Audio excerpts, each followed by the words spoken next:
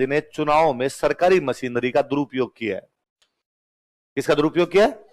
सरकारी मशीनरी का दुरुपयोग। आप यूं समझ लीजिए इस बात को, मशीनरी का दुरुपयोग आप यूं समझ लीजिए इस बात को, अशोक गहलोत राजस्थान के सीएम है और अशोक गहलोत मान लो चुनाव लड़ेंगे एमएलए का सरदारपुरा चुनाव लड़ते हैं, सरदारपुरा से चुनाव लड़ेंगे तो प्रचार होगा। प्रचार करने के लिए जो जीप जा रही है उनमें एक जीप सरकारी है।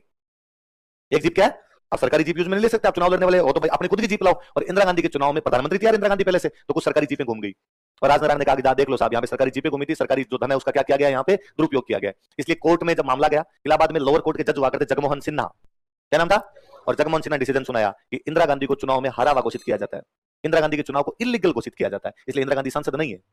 पर उन्होंने जजमेंट का अगला हिस्सा बोला, लेकिन इंदिरा गांधी अपने पद पर बनी रह सकती है, प्रधानमंत्री बनी रह सकती है, प्रधानमंत्री से इस्तीफा देने की उनको आवश्यकता नहीं, पर वो सांसद नहीं। इसका मतलब था इंदिरा गांधी इस पद से इस्तीफा दो सांसद से और वापस चुनाव के अंदर जाओ और वापस चुनाव में जाके जीत के आओ। 6 महीने रह सकते, 6 महीने बाद हटना पड़ेगा आपको, आपको किसी ना किसी एक हाउस का मेंबर तो बनना पड़ेगा।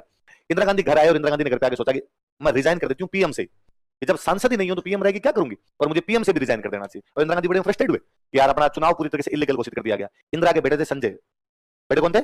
संजय गांधी बेटे थे। और संजय को पता था कि यार एक बार पावर हाथ से निकल गई और यदि एक बार किसी और को पीएम बना दिया तो फिर अपने पास क्या पता पावर आए नहीं आए। और संजय ने अपनी मम्मी कहा कि नहीं मम्मी ऐसा नहीं करना चाहिए, तुम रिजाइन क्यों करोगी, रिजाइन नहीं देना चाहिए। एक मतलब कोर्ट का फैसला ये बताएगा कि इंदिरा को पीएम रहना है या नहीं रहना है, मतलब थप्पा नहीं लगेगा तारा सिंह पाकिस्तान नहीं जाएगा, मतलब ये बताएंगे क्या करना है क्या नहीं करना, अपने हैं पीएम है, आपको इस्तीफा देने की आवश्यकता नहीं है। इंदिरा ने कहा कि नहीं संजय मैं पूरा मन बना चुकी हूं और मैं मेरा रिजाइन करूंगी। तो संजय को लगा क्या किया जाए, तो संजय ने हाथों हाथ हरियाणा के एक बड़े नेता को फोन किया, बंसीलाल चौधरी, क्या नाम था, चौधरी बंसीलाल को फोन किया। बंसीलाल जी कहा कि बंसीलाल जी ये बात है, मम्मी रिजाइन करने जा रही है। बंसीलाल जी ने कहा 1 घंटे का टाइम दो, 1 घंटे मना के रखो मैम को रिजाइन ना करे, 1 घंटे में व्यवस्था कर दूंगा।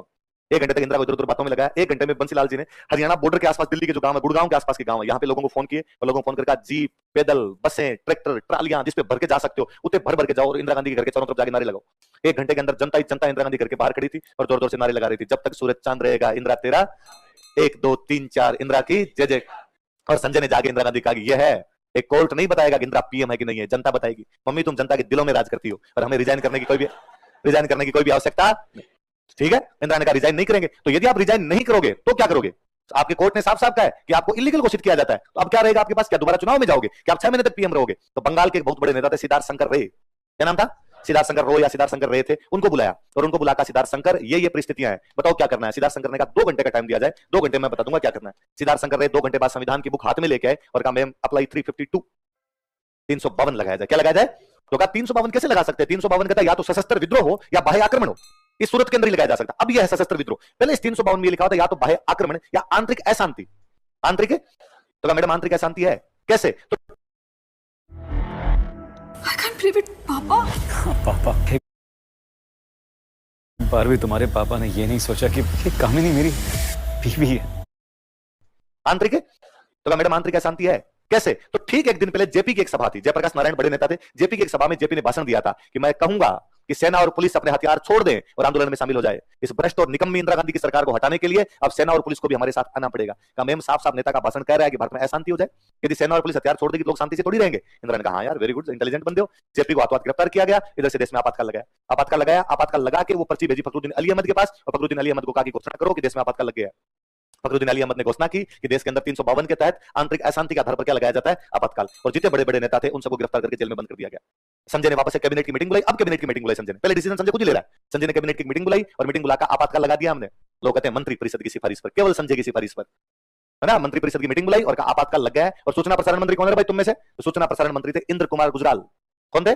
और इंद्र कुमार गुजराल कहा कि गुजराल साहब अभी के अभी सारे प्रेस, सारे अखबार, सारी मीडिया, सारी प्रिंट मीडिया, सारी टीवी, सबको कहा जाए खबर केवल वही दिखाई जाएगी जो हम चाहेंगे, यदि हमारे अलावा एक भी खबर दिखा दी गई तो हाथों हाथ प्रेस जब्त कर ली जाएगी। इंद्र कुमार गुजराल ने कहा कि आर्टिकल 19 कहता है फ्रीडम ऑफ एक्सप्रेशन, और ये फ्रीडम ऑफ एक्सप्रेशन का उल्लंघन है, मीडिया की स्वतंत्रता जरूरी है। संजय ने थप्पड़ मारूंगा, बकवास करते हो, मीडिया की स्वतंत्रता मुझे सिखाओगे तुम? इंद्र कुमार गुजराल ने कहा कि मैं इस पद पर हूं तो मैं ये काम नहीं करूंगा, मैं मीडिया को बैन नहीं करूंगा। तम तमाए हुए संजय वापस अंदर गए, अंदर जाके फिर बंसीलाल जी को फोन किया कि बंसीलाल जी इंद्र कुमार गुजराल नहीं मान रहा, वो जो मैं कह रहा हूं नहीं कर रहा। बंसीलाल ने कहा धक्के मार के बाहर निकाला जाए। इंद्र कुमार गुजराल के कपड़े फाड़ के धक्के मार के बाहर निकाला गया। हाथों हाथ नया सूचना प्रसारण मंत्री वहीं पर बनाया गया विद्याचरण शुक्ल, और विद्याचरण शुक्ल ने घोषणा की कि भारत के अंदर मीडिया पूरी प्रकार से बैन किया जाता है, किसी भी प्रकार की खबर सरकार से बिना पूछे चलाई नहीं जाएगी। अब देश में इमरजेंसी थी, अब देश में एक ही बंदे का रास्ता, संजय गांधी। किसका रास्ता?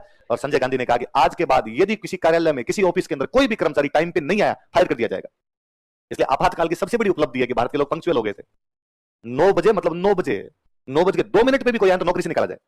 पहले भारत के सारे ऑफिसों में चमाचम काम हो रहा था, एक जगह भी यूं सब कुछ हटा दिया था उसने। फिर संजय का दूसरा ध्यान एक तरफ गया और संजय ने कहा भारत में जनसंख्या नियंत्रण करना है, इसलिए सरकारी कर्मचारियों को कहा गया कि प्रत्येक सरकारी कर्मचारी को 10-10 लोगों की नसबंदियां करवानी पड़ेगी, वरना नौकरी से निकाले जाओगे। इसलिए सरकारी कर्मचारी गांव में जाके लोगों को जबरदस्ती पकड़ पकड़ के लाते, पुरुषों को नसबंदियां करवाई।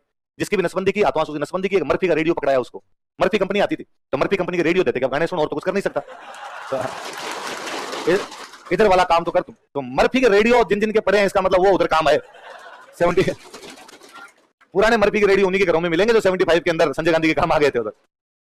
फिर एक संजय की गर्लफ्रेंड थी, वो दिल्ली से आ रही थी, अपने घर से संजय से मिलने के लिए आ रही थी, और उसने देखा कि दिल्ली के बीचों बीच एक झुग्गी झोंपड़ियां हैं और दिल्ली बहुत गंदी लगती है। नई दिल्ली बहुत सुंदर थी, अंग्रेजों की बसाई हुई दिल्ली थी, पूरा इधर जनपथ वाला इलाका, ये रायसीना हिल्स वाला इलाका बहुत सुंदर था, और बीचों बीच झुग्गी झोंपड़ियां बना के बैठे लोग बैठ जाते, अपने हर कई झुग्गी झोंपड़ियां बना लेते लोग।